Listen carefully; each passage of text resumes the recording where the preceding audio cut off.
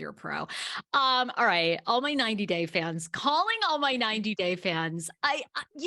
You are so synonymous with this franchise. Tania is here. You famously know her as one half of the former couple, Tania and Syngin, season 7 of 90 Day Fiance. Of course, the iconic franchise. Tania, I was thinking about this. Let's go over for, you have your loyal fans, but for people who haven't heard from you in a hot second, how many shows have you been on in the TLC universe? So we did the flagship, Happily Ever After, the food show. We did Strikes Back, and then Single Life and Single Life. Oh, Anna Diaries. I don't know if we did 1 or 2 diaries. Oh my God. Wait, and have you done Pillow Talk? I only did like 1 episode of Pillow Talk with my mom. Holy crap. So you've been on like 8 or 9 different shows. Yeah, I actually just realized that because I thought I'd only done like 3 or 4. And how many years total have you been on the TLC network? Like how many years is that? We aired fall of 2019. Oh my God. So since 2019, you've done like 8 shows. That's like, you're filming like every 3 or 4 months. That's a lot. This is making me feel like I should have a lot more money than I do. Okay. Well, that's another story. I'm like, damn, I did a lot of shows. A ton. I'll put you in touch with my agent. 100%. You should be getting paid. That's a lot since 2019. Wow. Yeah. When you do these shows, right? Because each of them, like whether it's Housewives or it's TLC or it's Sister Wives, I mean, each of them have different filming schedules. Wait, you laugh. Why? Would you rather be on Housewives? Like, I wish I was on Housewives. That housewife money. Okay, so you'd rather be Luann de Lesseps. Who's your favorite housewife, by the way? Do you have one? I don't watch reality TV. That's because you live it. You're like, I fucking know what it takes.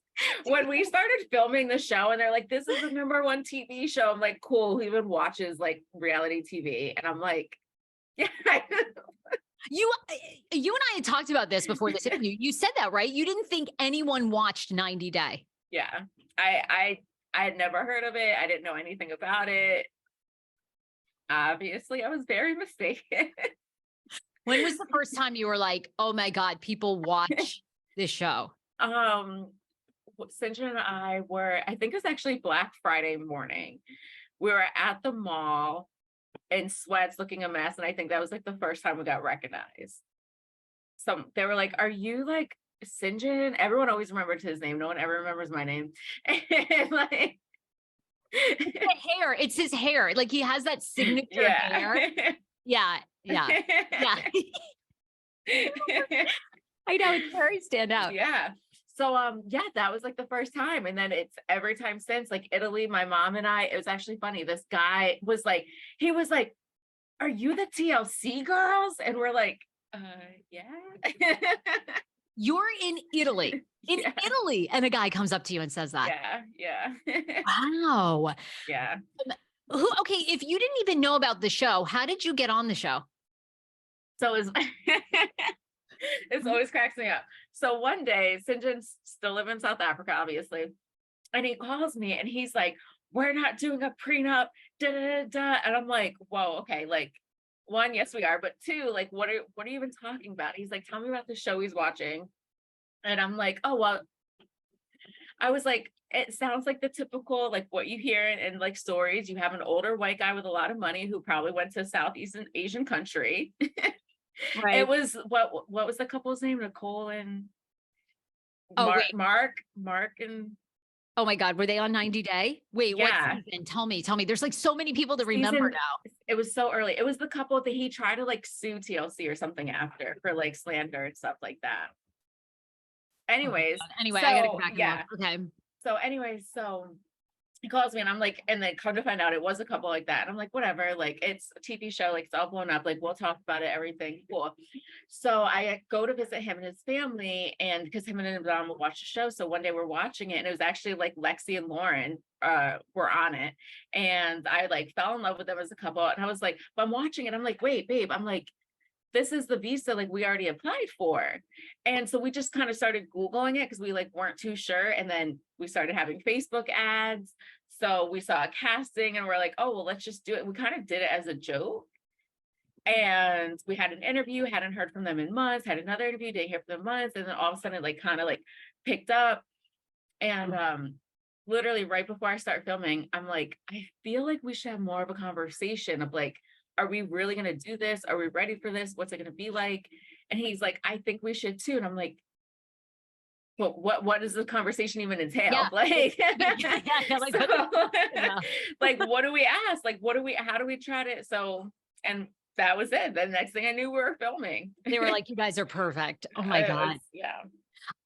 Okay. So, you famously play out your relationship with Syngin, and even this past season of Single Life, you signed the divorce papers, like at the tell-all. Do you regret that, or are you happy about that moment? I don't regret it. Like, happy. I just feel like so much of like when you're filming, it's just like, you're just filming. And I'm just like, this is part of our life. Like, it's part of our story. We went from marriage to now divorce. Like, it was my idea. I was the one that brought it up to the show. Oh, you did? When, you said, when the tell-all was coming, I was like, listen, like, we've been trying to get the paperwork done for this, like all this, like, fly them out, let's do it. And they were like, okay. wow. How does it feel? I mean, it's been how many months since you guys are officially divorced? You were. I didn't even know I was officially divorced for a while. So that paperwork actually had to be filed. Like, so after the thing, I had to file the paperwork. I go to file it, and in Connecticut, they have a very simple process if you don't have like houses or children or anything like this. So that was the paperwork I got. I go to file it, and the guy was like, oh, well, this says like divorce in 30 days, but for some reason, this process still takes a really long time. He was like, if you fill out all this new paperwork, this will get it for you quicker. And I'm like, I don't care. We just want this done and over with. So I have to refill all this out, send it back to Syngin. That was a disaster. Well, it wasn't much of a disaster.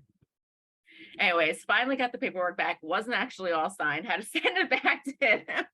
Got it back. I was in Columbia by the time he sent that last paper back. My mom had to go to the courthouse and file that one last piece of paperwork. And they told my mom it would have a hearing of like February 18th or something. And so the end of March comes about, and I decided to call the court. I'm like, hey, I heard there was supposed to be like a hearing. Did it happen? Like, what's going on? And he was like, oh, it's dissolved. I'm like the case disappeared. Like, what's wrong? What's what happened? And he was like, no, their marriage is dissolved. I'm like, oh, I'm divorced now? And he's like, yeah. I was like, y'all didn't want to send me a letter to let me know? He was like, do you want a certified letter? I'm like, no. Yes. But I was like, yes. No, but like a letter just saying, hey, by the way, your divorce is official would have been cool. And I was like, so when did it happen? He was like, on February 17th. Like, once we got that paper on the 14th, we filed it and it was done. I'm like, oh, cool. I've been divorced. Cool. Okay, so you've been divorced from Syngin since February. How does that feel? Like, does it feel any different or not really? Not really. I always try to tell people, it's him leave that day. That was probably the realest and rawest filming and like scene that you ever got between the two of us. Was him leaving that driveway. That was legit the last time I had like really had seen him, other than like the tell-alls and stuff like that we had to do after that. But that was it. That was literally like, it wasn't like a take and it was like he came back to get more stuff. Like, no, like when he drove off.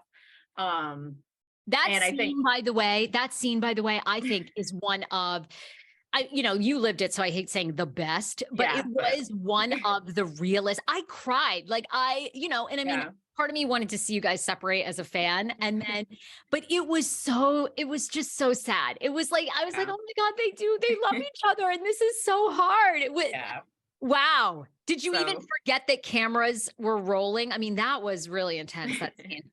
Yeah, it was super intense, super real. And I feel like, so that to me, that was like the end. Like, everyone was making a big deal about the paperwork and all of this stuff, but like, that was the end for like me and us. And so I think that was the realest and that was the deepest emotionally for me. And then after that, it was kind of like, oh, now we got to do paperwork. Now we got to do this. It's just kind of adding on, but nothing was more final as that moment.